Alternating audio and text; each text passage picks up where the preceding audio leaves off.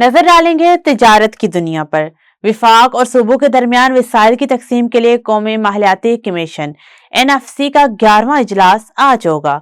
विफाकी वजीर खजाना मोहम्मद औरंगजेब इजलास की सदारत करेंगे। नए NFC अवार्ड्स पर IMF भी ऑन बोर्ड होगा। ज़राए वजारत खजाना के मुताबिक चारों सूबों के वज़राए खजाना, टेक्नोक्रेट्स और कमीशन के मेंबरान शरीक होंगे। पंजाब से नासिर महमूद खोसा, सिंध से असद साइद कमीशन में शरीक होंगे। बलूचिस्तान से महफूज खान, KP से मुशर्रफ रसूल मेंबर शरीक होंगे। इजलास में शिरकत के लिए तमाम NFC अरकान को दावत दी गई है। NFC इजलास में विफाकी सेक्रेटरी खजाना, कमीशन, ऑफिशियल एक्सपर्ट होंगे। ज़राए ने बताया कि अवार्ड से मुतालिक सिफारिशात ज़ैली ग्रुप्स कायम करने के जायजा एजेंडे का हिस्सा है।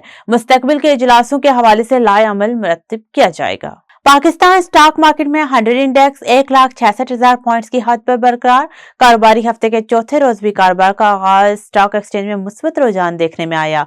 600 से ज्यादा पॉइंट्स के साथ इजाफे के साथ पाकिस्तान स्टॉक मार्केट 100 इंडेक्स में 1,66,837 पॉइंट्स की सतह पर पहुंच गया।